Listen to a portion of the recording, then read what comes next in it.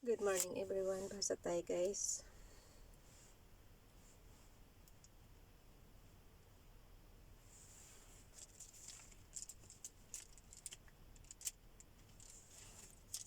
Eleven and 12 ng Leviticus. Ang ganda ng patungan ko ngayon.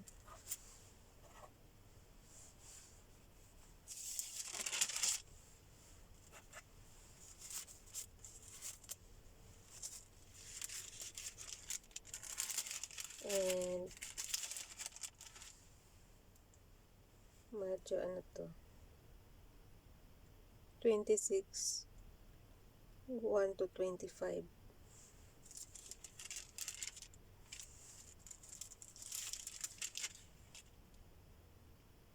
Tama.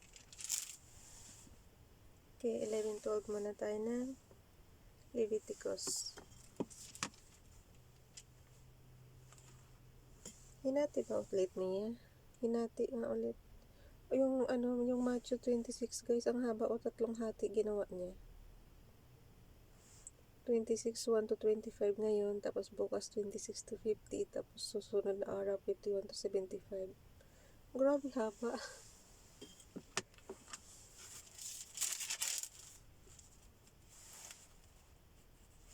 Pang February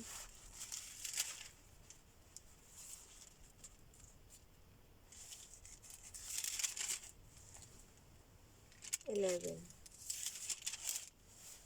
Sabi na siya, advance tayo ng isang araw eh. February 1 na ngayon. Tayo dito February 11. Instruction for the people, clean and unclean food. The Lord said to Moses and Aaron, say to the Israelites of all the animals that live on land, these are the ones you may eat. You may eat any animal that has a split hoof completely divided and that chews the cud. There are some that only chew the cud or only have a split hoof, but you must not eat them. The camel, though it chews the cud, does not have a split hoof. It is ceremonially unclean for you. The coney, though it chews the cud, does not have a split hoof. It is unclean for you. The rabbit, though it chews the cud, does not have a split hoof. It is unclean for you. Ay, ang dami naman palang bawal na animal. And the pig, though it has a split hoof completely divided, does not chew the cud. It is not unclean for you. So, bawal talaga ang baboy, guys. You must not eat their meat or touch their carcasses. They are unclean for you. Of all the creatures living in the water of the seas and the streams, you may eat any that have fins and scales. But all creatures in the seas or streams that do not have fins and scales, whether among all the swarming things or among all the other living creatures in the water, you are to detest. And since you are to detest them, you must not eat their meat, and you must detest their carcasses. Anything living in the water does not have fins and scales is to be detestable to you. So, bawal din yung guys, yung mga walang kaliskis.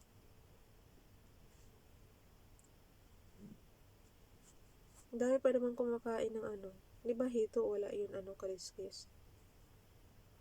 So, bawal yun. Nakalagay dito guys yung walang fins. Alam niyo yung walang fins. Tapos wala rin daw scales. Ang scales, di ba kaliskis yan? Ano ba? Oh. These are the birds you are to detest and not eat because they are detestable. The eagle, the vulture, the black vulture, the red kite, any kind of black kite. Ano yun guys? Anong black kite? The red kite. Any kind of black kite. Any kind of robin. The horned owl, the screech owl, the gull, any kind of hawk. Hindi ko alam yung mga birds na to. Yung robin lang alam ko, napapanood ko yan. Yung owl, alam ko yan. the gull, any kind of hawk, the little owl, the cormorant, the great owl, the white owl, the desert owl, the osprey, the stork, any kind of heron, the hoopoe, and the bat. Eh, may kumakain na yata ngayon ng ano eh.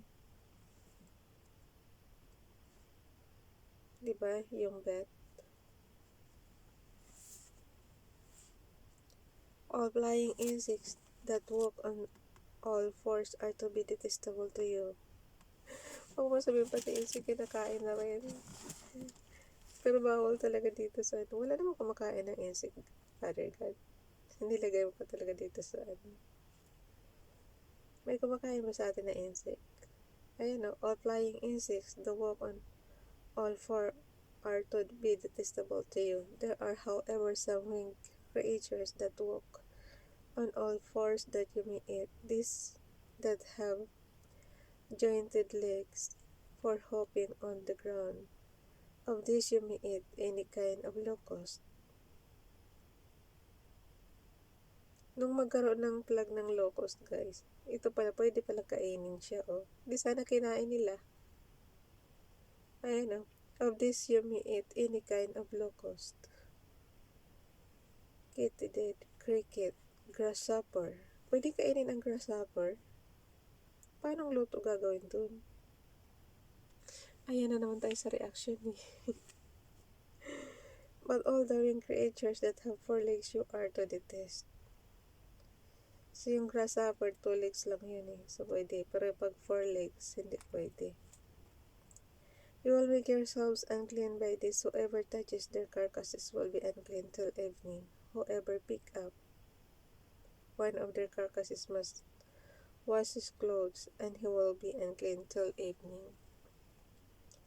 Every animal that has split hoof, not completely divided, or that does not chew the cud is unclean for you. Whoever touches the carcass of any of them will be unclean. Of all the animals that walk on all fours, those that walk on their paws are unclean for you. Whoever touches their carcasses will be unclean till evening. Anyone who pick up their carcasses must wash his clothes, and he will be unclean till evening. They are unclean for you. For of the animals that move about on the ground, these are unclean for you: the weasel, the rat, any kind of great lizard. Kadiri naman to, lizard. The gecko, the monitor lizard, the wall lizard, the skink, and the chameleon.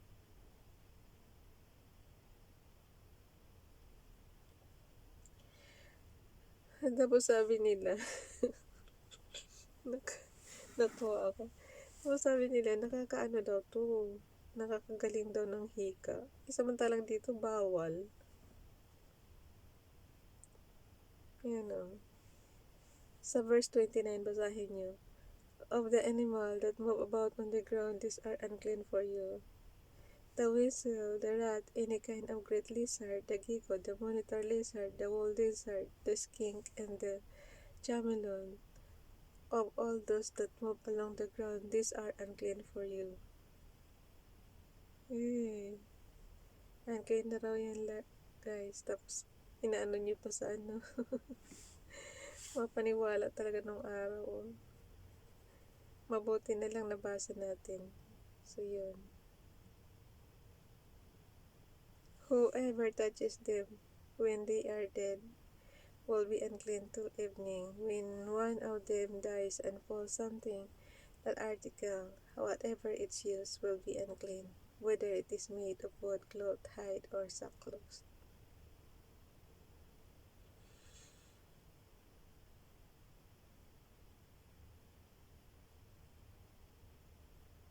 Pagka nabagsakan, guys, halimbawa namatay mga yan, tapos nabagsakan pa, unclean na yun.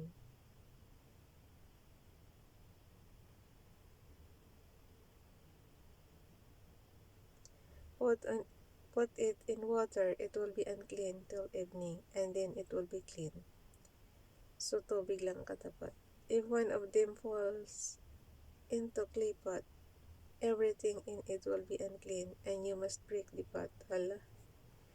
Any food that could be eaten but has water in it from such a pot is unclean, and any liquid that could be drunk from it is unclean. Anything that one of their carcasses falls on becomes unclean, and of an oven or cooking pot must be broken up. Hala, grabe naman po. Sayang yung oven. They are unclean, and you are to regard them as unclean. A spring, however, wag na i-broken, Father God. Pwede namang linisin ng tubig.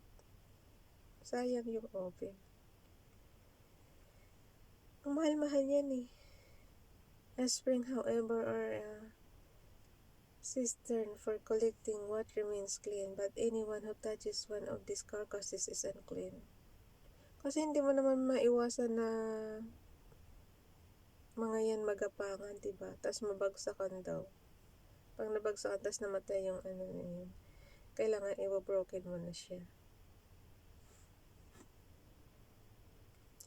If a carcass falls on any seeds that are to be planted, that they remain clean. Ito, pag sa seeds, malinis pa rin siya. Kasi itatanim mo yung seeds eh. But if water has been put on the seed and a carcass falls on it, it is unclean for you. If an animal that you are allowed to eat dies, anyone who touches the carcass will be unclean till evening. Anyone who eats some of the carcass must wash his clothes, and he will be unclean till evening. Anyone who picks up the carcass must wash his clothes, and he will be unclean till evening. Every creature that moves about on the ground is detestable. It is not to be eaten. You are not to eat any creature that moves about on the ground, whether it moves on its belly or walks on all fours or on many feet. It is detestable.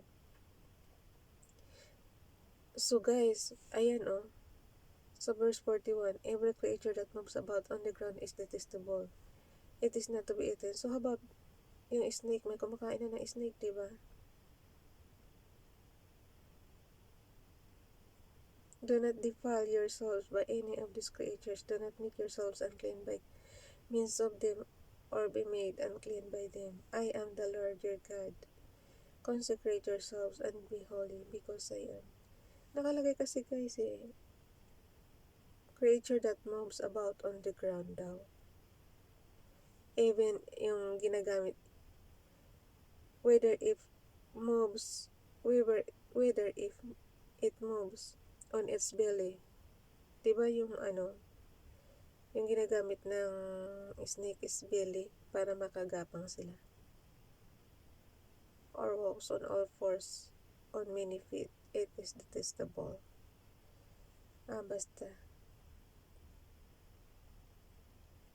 Basta sabi niya yung gumagapang sa ground.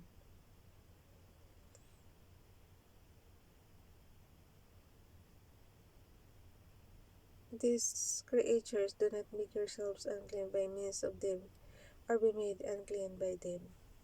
I am the Lord your God. Consecrate yourselves and be holy, because I am holy. Do not make yourselves unclean by any creature that moves about on the ground. I am the Lord who brought you up out of Egypt. Kita mo, pang lang talaga siya, pang Israel lang siya. Ang inaano lang talaga niya is yung mga tinanggal niyang slave doon sa Egypt. Yun lang ang kausap ni Father God dito. To be your God, therefore be holy, because I am holy. These are the regulations concerning animals, birds, every living thing that moves in the water, and every creature that moves about on the ground. You must distinguish between the unclean and the clean, between living creatures that may be eaten and those that may not be eaten. So, chapter 12 na tayo. Purification after childbirth. The Lord said to Moses, "Say the Israelites, a woman who becomes pregnant and gives birth to a son will be ceremonially unclean for 7 days. 7 days. just as she is unclean during her monthly period. Oh, pag may monthly period pala ang babae, guys, unclean yun. On the 8th day, the boy is to be circumcised. Ito yung lagi natin sinasabi na 8 days pa lang yung bata, dapat alam na ng magulang na i-circumcise na pagkalalaki. Kasi unclean siya. Up to 7 days. Hanggat hindi ka pala ma-circumcise, guys, unclean ka. Tapos, on the 8th day, the boy is to be circumcised. Then, the woman must wait 33 days to be purified from her bleeding. Father God, 33 days. Every month mayroong period ang babae. Tapos mag-wait daw ng 33 days, guys. Di abutin na naman ng period yun. Woman must wait 33 days to be purified from her bleeding. Kasi diba tayo, guys, may mga babae, meron tayo monthly period. So, kung every month ang cycle noon, ilang days lang ang isang month? 31 days lang. Tapos, mag-wait siya ng 33 days. Oh, I see. So, pagka may bleeding ka, maabutan ka na naman ng bleeding. bago ma-purified. She must not touch anything sacred or go to the sanctuary until the days of her purification are over. Hindi ko magets, guys. Yan ang tatanong natin sa mga expert. Ano po ba ang paano po babilangin ang 33 days? Ang isang buwan natin is 31 lang or 30 days. So, kung halimbawa 33 ang pinabibilang, from monthly period, every month mayroon kang period, guys, pagka babae ka. Unless katulad namin na menopause na.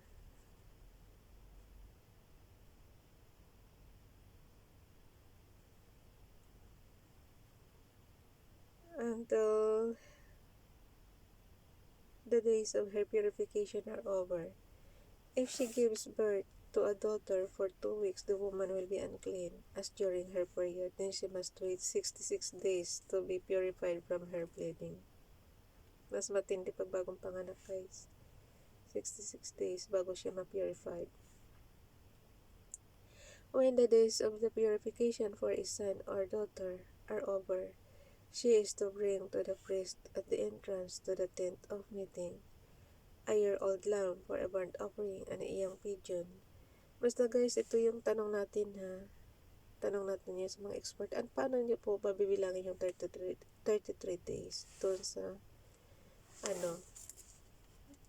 sa syempre pag may monthly period tayo.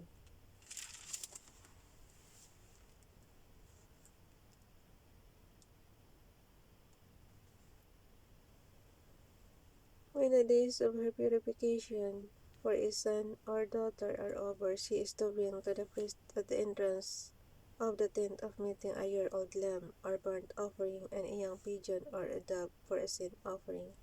He shall offer them before the Lord to make atonement for her, and then she will be ceremonially clean from her flow of blood. These are the regulations for a woman who gives birth to a boy or a girl. Ano pala?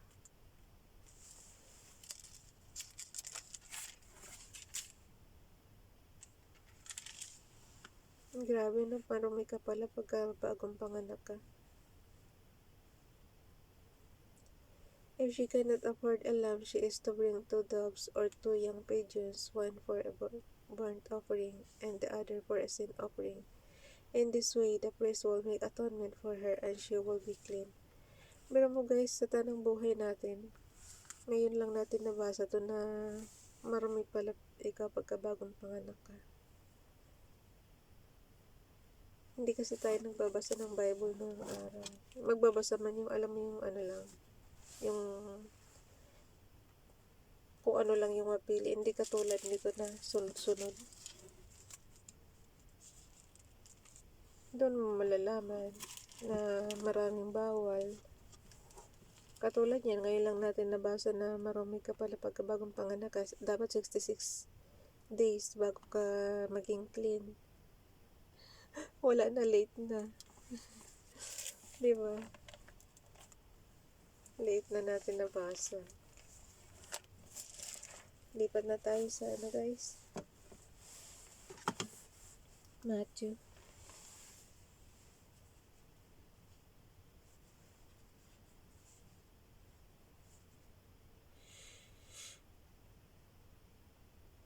Matthew 1 to 25.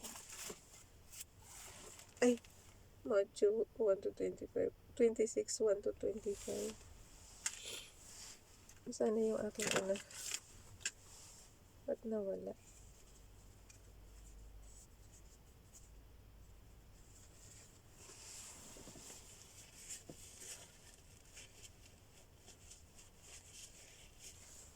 Nakailang minuto na tayo. Hala, abutin na naman tayo ng 30 minutes nito.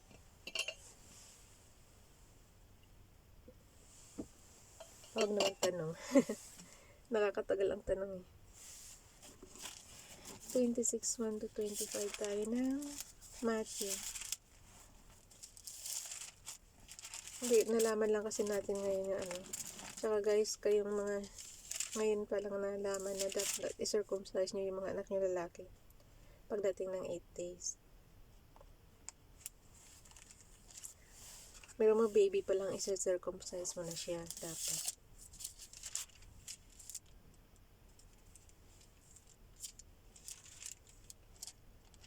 Religious leaders plot to kill Jesus. Kasi ano sila eh, nagkaroon na sila ng alitan doon sa tanong-tanong doon kay ano eh.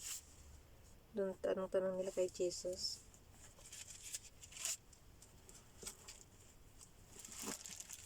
Okay, basa. Religious leaders plot to kill Jesus. When Jesus had finished saying all these things, he said to his disciples, "As you know, the Passover is 2 days away, and the Son of Man will be handed over to be crucified." Then the chief priests and the elders of the people assembled in the palace of the high priest, whose name was Caiaphas. Caiaphas. Caiaphas. And they plotted to arrest Jesus in some sly way and kill him, but not during the feast, they said, or there may be a riot among the people. A woman anointed Jesus with perfume. While Jesus was in Bethany, in the home of a man known as Simon the leper, a woman came to him with a alabaster jar of very expensive perfume, which she poured on his head, and he was reclining at the table. Which she poured on his head as she was reclining at the table. When the disciples saw this, they were indignant. "Why this waste?" Kasi ang mahal nga raw ng perfume. They asked, "This perfume could have been sold at high price and the money given to the poor." Aware of this, Jesus said to them, Why are you bothering this woman? She has done a beautiful thing to me. The poor you will always have with you, but you will not always have me. When she poured this perfume on my body, she did not eat to prepare me for burial. I tell you the truth, wherever this gospel is preached throughout the world, that she has done will also be told in memory of her. Judas agrees to betray Jesus. Parang nabasa ko guys, meron siyang kapatid na Judas. Kaya ko tinatanong kung ito ba yung Judas na nagbetray sa kanya. Anong book ba yung nabasa natin?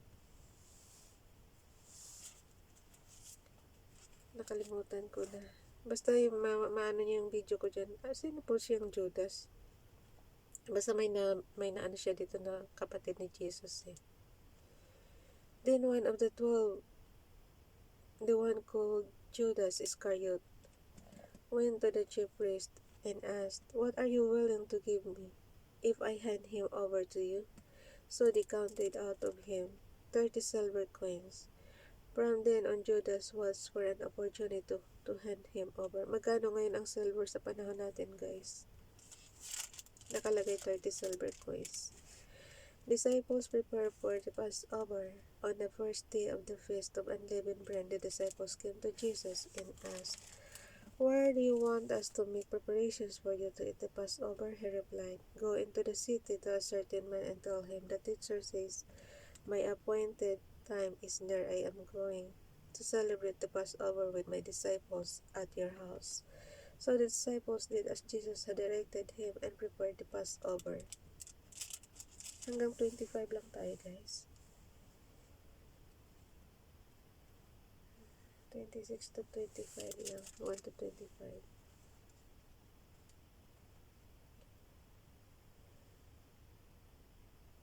Jesus and the disciples shared the Last Supper.